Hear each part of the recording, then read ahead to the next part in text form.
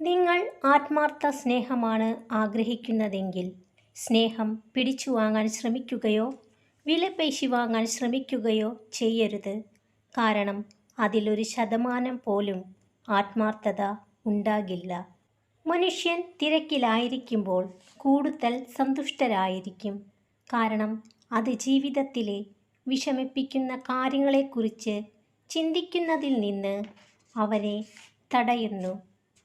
നിങ്ങൾക്ക് കിട്ടാത്തത് മറ്റുള്ളവർക്കും വേണ്ട എന്നല്ല, പകരം നിങ്ങൾക്ക് കിട്ടാതെ പോയത് മറ്റുള്ളവർക്കെങ്കിലും ലഭിക്കട്ടെ എന്ന് ചിന്തിക്കുന്നിടത്താണ് നിങ്ങളിൽ മനുഷ്യത്വമുണ്ടാകുന്നത്.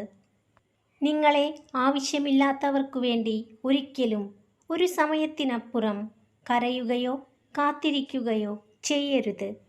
എപ്പോഴും വേദനിക്കുന്ന ഹൃദയം പെട്ടെന്നൊന്നും തകരില്ല. എല്ലാ ദുഃഖങ്ങളെയും അതിജീവിക്കാൻ അത് കരുത്ത് നേടിയിരിക്കും. അതുകൊണ്ടാണ് ജീവിതത്തിൽ ഒരുപാട് വേദനകൾ ഉണ്ടായിട്ടും കുറേ മനുഷ്യർ ഇന്നും പുഞ്ചിരിയോടെ ജീവിക്കുന്നത്. നമ്മുടെ ഓരോരുത്തരുടെയും ജീവിതം വളരുന്നതും താഴ്ന്നു പോകുന്നതും നമ്മുടെ ധൈര്യവും ആത്മവിശ്വാസവും എത്രത്തോളമുണ്ടോ അതിനനുസരിച്ചായിരിക്കും. ഞാനെന്ന ഭാവം ഉപേക്ഷിക്കുക, അഹംഭാവത്തെ മറികടക്കുക, സ്നേഹത്തിന് വില കൽപ്പിക്കുക, പുഞ്ചിരി കൊണ്ട് അകലം കുറയ്ക്കുക, അപവാദങ്ങളെ അവഗണിക്കുക. നിങ്ങളുടെ പിന്നിൽ നിന്നുകൊണ്ട് നിങ്ങളെക്കുറിച്ച് മോശമായി പറയുന്നവരെ ശ്രദ്ധിക്കേണ്ടതില്ല.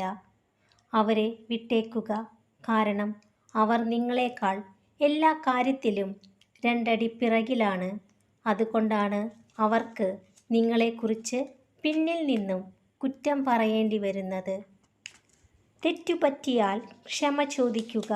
അതിൽ അഭിമാനം നഷ്ടപ്പെടില്ല. പകരം നല്ലൊരു വ്യക്തിത്വം രൂപപ്പെടുകയാണ് ചെയ്യുന്നത്. പരിഗണിക്കപ്പെടുന്നുണ്ട് എന്ന തോന്നലാണ് ഏതൊരു ബന്ധത്തിനെയും മനോഹരമാക്കുന്നത്. അപവാദങ്ങളെ ഒരിക്കലും ഭയക്കരുത്.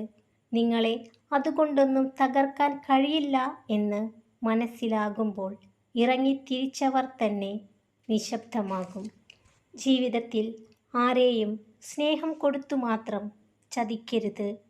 നിങ്ങൾ ധനികനോ കുലീനനോ കഴിവുള്ളവനോ വിദ്യാസമ്പന്നനോ ആരുമായിക്കൊള്ളട്ടെ, മറ്റുള്ളവരോട് എങ്ങനെ പെരുമാറുന്നു എന്നത് അടിസ്ഥാനമാക്കിയാണ് നിങ്ങൾക്കുള്ളിലെ വ്യക്തിത്വം രൂപപ്പെടുന്നത്. നിങ്ങളുടെ മനസ്സിൻ്റെ സന്തോഷത്തേക്കാൾ മൂല്യമേറിയ ഒരു വസ്തുവും ഈ ലോകത്തില്ല. അതുപോലെ തന്നെ മനസ്സമാധാനം നശിപ്പിക്കുന്ന ഒരു ബന്ധവും നിങ്ങൾക്ക് വിലപ്പെട്ടതല്ല. നമ്മുടെ സമയം പരിമിതമാണ്. ആയതിനാൽ മറ്റൊരാളുടെ ജീവിതത്തിൽ കുരുങ്ങി നമ്മുടെ ജീവിതം പാഴാക്കരുത്.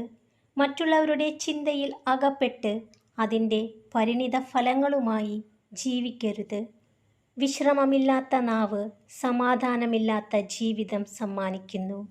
ബന്ധങ്ങൾ എപ്പോഴും ഒരു തണലാകണം.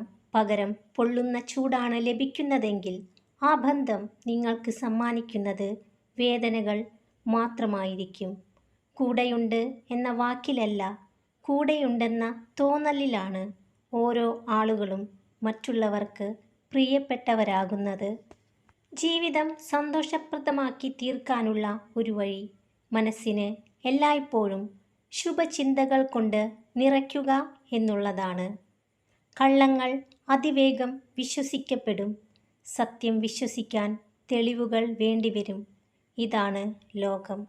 ചില സാഹചര്യങ്ങളെ മറികടക്കാൻ ശാരീരികമായ ശക്തിയേക്കാൾ മാനസികമായ ശക്തി ആവശ്യമാണ്.